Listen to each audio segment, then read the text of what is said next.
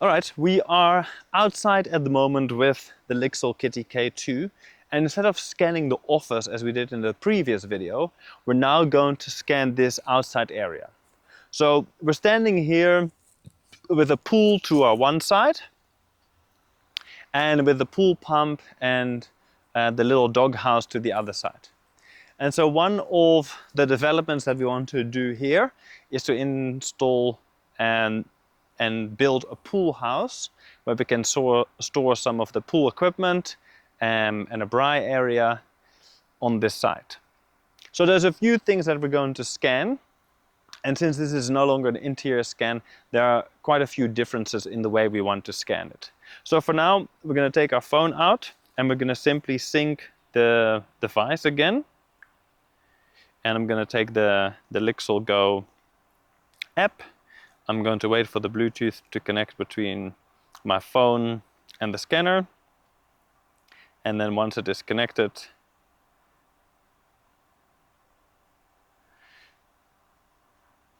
it's going to hopefully find it straight away. There we go. So by turning the Bluetooth back on, it automatically picks up the scanning for devices feature, and there it picks up our device. Battery is almost 80% and we have quite a bit of storage. Now the nice thing is it's already found 19 satellites, so we can actually scan this with the RTK features on. Okay. Now instead of starting the scan straight away here, we want to find a position for the Lixel K2 and position it horizontally on a surface. I've got 3 control targets here, 3 control dots. And I'm going to place them specifically through this area so that I can triangulate my position around the object or the surface area that I want to scan. And we will then navigate back and forth between the control points to enhance the accuracy of our scan. Especially on a larger exterior scan, this will really help. So our first starting point where we place the scanner for it to start the initialization of the scan should be an area that is relatively open so that we can scan without having anything in close proximity to it. I think the best area, if I survey where we are, is closer to the pool so that it can face the future pool house.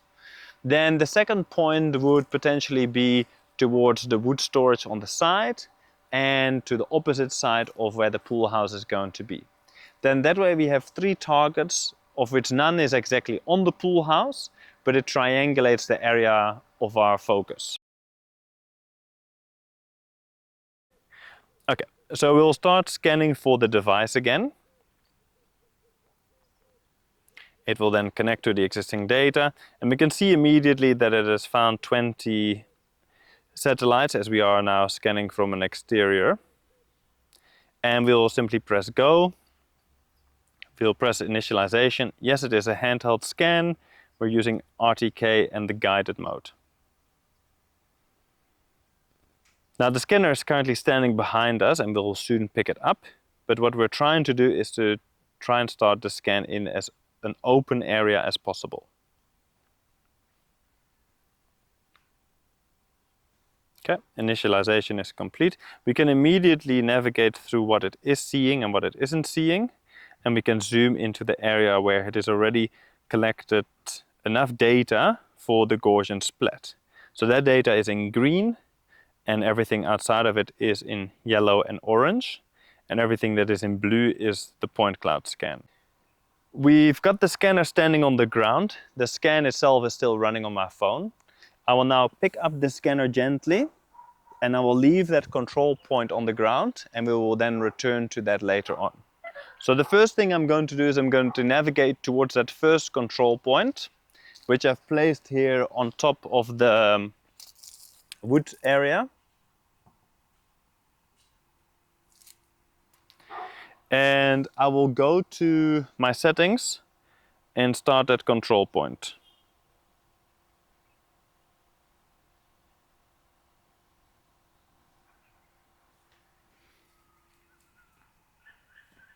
Then I will pick up the scanner again and I'll go to control point number 2 and then back to my start point is control point 3.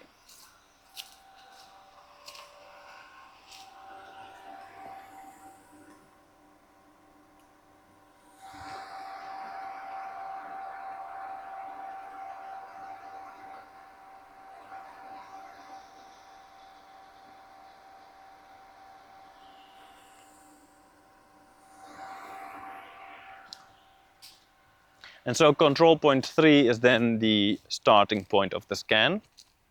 And I'll place it in the exact same position as I picked it up when I started. And control point 3 doesn't have to be the starting point itself. It could be a third point altogether.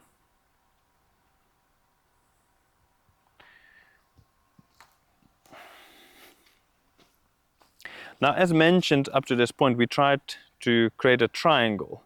So this is the triangle where it has scanned it. So you can see each time I place the control point, it sees that, and it then recognizes that I place it on the ground, and then when I pick it up, of course my path of walking with it at shoulder height is at a different height than the control point itself. Now, this triangular area that we have scanned is a good starting point, but as you can see, there's a lot of orange still in our scan. So what we need to do is now pick up the scanner and then in a snake pattern navigate through that space up and down and left and right to scan the remainder of the area for it to become completely green. We will then also extend our scan a little bit beyond the target area. So we will scan in the direction of 1,000 hills, we'll scan a little bit in the direction of the house, and a little bit in the direction behind the pool house.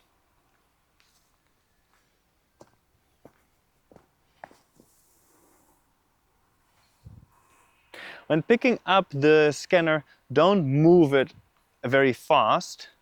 Pick it up in a gentle speed so that the photography part of the scan continues and you don't get any blurry motion images. Keep an eye on the speed that you are navigating at. If you keep it below 1 meter a second or around a meter a second, the photography is generally really good. Especially when you navigate around your scanning pattern. So if you rotate or turn 180 degrees, make sure that you make those turns really gently.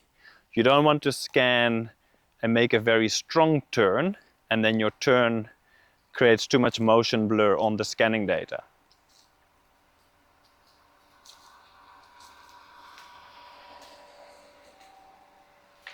And now my scanning direction, because I'm snaking around, allows me to go back to my second control point. So what I'm going to do is I'm going to place the scanner there while I'm continuing my scan.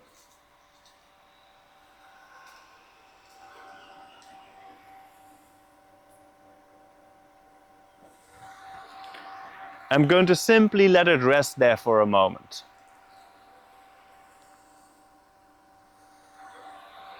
Then I'll pick it up, and then as I continue the scan, I'll go to control point number 2.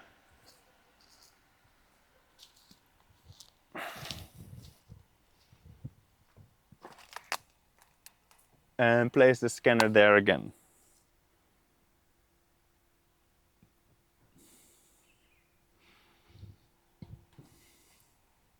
And then as mentioned before, I'm now going to walk behind the future pool house area and scan beyond the target area. But I'm still going to place the scanner back at control point number 2. Now, as I navigate amongst the trees, I'm going to proceed really slowly and potentially even navigate sideways so that I don't force the scanner through an opening without it being able to scan gently the level of detail it incurs when it is in such a small space. So again, I'm placing it directly on control point number 2, and then I pick it up again to continue scanning around that area.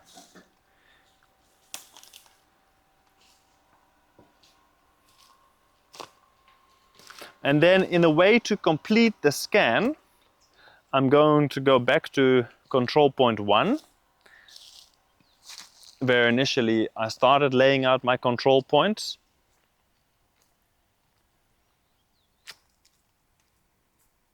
And place the scanner there again, just for a few seconds. And pick that up gently, and then make my way back to control point 3, or in this case my starting point. When I get here, I want to complete the scan, and the main thing I want to do at this point is simply check if the area that I scanned has covered enough information, and in that scan of that data I want to see that as much of it has turned green as possible. I do get the impression that towards my right and in between the trees and the stumps there's still quite a bit that I should scan so that it doesn't look orange anymore. So I'll pick the scanner up one last time, and now instead of holding it perfectly still, I'm going to now hold it slightly angled towards the ground and then scan that area just gently facing down,